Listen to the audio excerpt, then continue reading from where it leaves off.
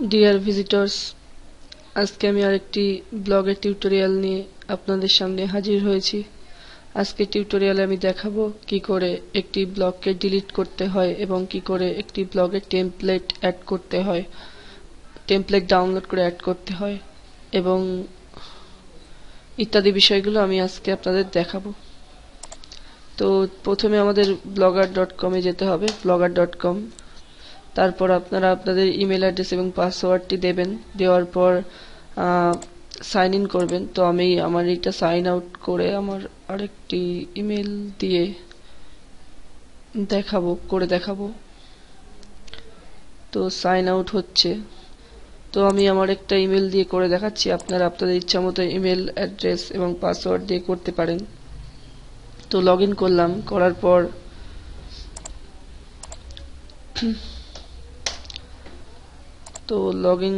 পর blogger.com হয়েছে।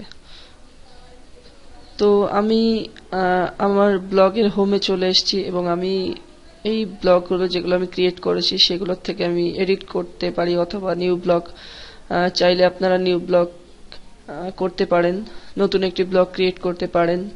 তো আমি আমার একটা ব্লগের থেকে করে দেখাবো। তো আমি নিউজ পেপার এই ব্লগটিতে এখন এডিট করব। তো আমি ক্লিক করছি, ক্লিক করলে ব্লগারের ড্যাশবোর্ডে আমি ফিরে যাব। তো ড্যাশবোর্ডে ফিরে যাওয়া মানে হচ্ছে এডিট প্যানেল যেটাকে বলে। তো এডিট প্যানেলে যাওয়ার পর আমি ভিউ ব্লগ করে ব্লগটি দেখে নেব কেমন অবস্থায় আছে, আপনারাও দেখে নেবেন।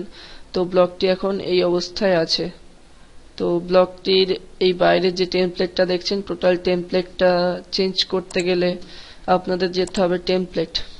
তারপর এখানে দেখুন কিছু রেডিমেড টেমপ্লেট আছে ব্লগারের, কিন্তু এগুলো অ্যাকচুয়ালি ভালো না, তেমন একটা ভালো না, আমার ভালো লাগে না।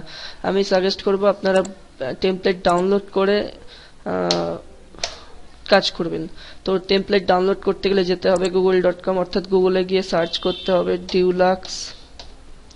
ডিউলাক্স টেমপ্লেট, তারপর ফ্রি ব্লগার টেমপ্লেট অথবা deluxetemplates.net এই সাইটটাতেও গেলেও হবে। তারপর এখানে দেখুন প্রচুর টেমপ্লেট আছে, প্রচুর। এখান থেকে আপনারা প্রচুর টেমপ্লেট কালেকশন করতে পারবেন ডাউনলোড করে। তো ধরুন আমি এখান থেকে একটা টেমপ্লেট নিচ্ছি যেটা আমার ভালো লাগছে। তো সাপোজ ধরুন আমি এই ম্যাগাজিন প্রো এই টেমপ্লেটটাতে ক্লিক করছি। তো এটা বলছি হবে না, লাইভ প্রিভিউ দেখাচ্ছে। তো আমি এখান থেকে প্রথমটাতেই ক্লিক করছি। তো প্রথমটাতে ক্লিক করার পর দেখুন এখান থেকে দুটো অপশন আছে, লাইভ ডেমো আর ডাউনলোড নাও। তো লাইভ ডেমো করে আপনি দেখে নিতে পারেন যে কেমন লাগবে এটা দেখতে। তো যদি ভালো লাগে দেখতে, আপনার যদি পছন্দ হয়, তাহলে ব্যাক টু ডাউনলোডে যাওয়ার পর ডাউনলোড নাও করবেন। তো ডাউনলোড নাও করার পর এটি মাত্র 96 কেবির একটি উইন্ডার ফাইল। তারপর এটিকে ডেস্কটপে ডাউনলোড করবেন। তো ডাউনলোড আমার হয়ে গেছে, আমি ওপেন ফোল্ডার করছি, যেহেতু আমি IDMA ডাউনলোড করেছি, অর্থাৎ ইন্টারনেট ডাউনলোড ম্যানেজার দিয়ে আমি ডাউনলোড করেছি। তো এটাকে আমি ওপেন করছি। তো ওপেন করার পর দেখুন যে উইন্ডার ফাইলটি ডাউনলোড হলো, অর্থাৎ এখান থেকে যে টেমপ্লেটের ফাইলটি ডাউনলোড হলো সেটি উইন্ডার ফাইলে ডাউনলোড হয় এবং এখান থেকে আপনারা প্রচুর টেমপ্লেট পেয়ে যাবেন, প্রচুর টেমপ্লেট আপনারা এখান থেকে ডাউনলোড করতে পারবেন। তো সেই উইন্ডার ফাইলটি ডবল ক্লিক করলে আপনারা এখানে একটি XML ফাইল পাবেন। এই যে আমার এখানে দুটো XML ফাইল আছে। তো আপনারা টেমপ্লেট ডাউনলোড নাও করার পর একটি উইন্ডার ফাইল ডাউনলোড হবে এবং সেই উইন্ডার ফাইলের ভিতরে একটি XML ফাইল পাবেন। সেই XML ফাইলটাকে ড্র্যাগ এন্ড ড্রপ করে আপনারা ডেস্কটপে হোক বা যে কোনো ফোল্ডারে হোক রাখবেন। রাখার পর আবার ব্লগের ড্যাশবোর্ডে অর্থাৎ এডিট প্যানেলে ফিরে যাবেন। যাওয়ার পর টেমপ্লেটে ক্লিক করবেন, যে ব্লগটাতে আপনারা টেমপ্লেট চেঞ্জ করবেন সেই ব্লগটাতে টেমপ্লেটে ফিরে যাবেন। যাওয়ার পর এখান থেকে ব্যাকআপ রিস্টোর, টেমপ্লেটে ক্লিক করার পর ব্যাকআপ রিস্টোরে ক্লিক করতে হবে। তারপর যদি আপনি চান আপনার এখন যে টেমপ্লেটটা আছে সেইটাকে ডাউনলোড করে রাখবেন, ডাউনলোড ফুল টেমপ্লেট করতে পারেন, অথবা ব্রাউজ করে আপনি যে টেমপ্লেটটা ইতিমধ্যে ডাউনলোড করলেন ডিউলাক্স টেমপ্লেট থেকে সেটাকেও করতে পারেন। তো আমি একবার দেখে নিচ্ছি টেমপ্লেটটার নামটা কি, আমার ঠিক মনে নেই। তো এখানে আছে সিনক্রন। তো এখান থেকে আমি এস দিচ্ছি, হ্যাঁ এই যে পেয়েছি। তো এটাকে আমি এখন আপলোড করব। যে এক্সএমএল ফাইলটা আমি উইন্ডারের মধ্যে পেয়েছিলাম, অর্থাৎ যে উইন্ডার ফাইলটা ডিউলাক্স থেকে ডাউনলোড করেছিলাম, অর্থাৎ যে টেমপ্লেটটা, তো ওখানে প্রচুর টেমপ্লেট আছে। তারপর সেই এক্সএমএল ফাইলটাকে আপনারা এখানে ব্রাউজের মাধ্যমে দেবেন, দেওয়ার পর আপলোড করবেন। আপলোড করার পর আপলোড হয়ে যাওয়ার পর বর্তমান টেমপ্লেটটা এরকম আছে, এবং আপলোড হয়ে যাওয়ার পর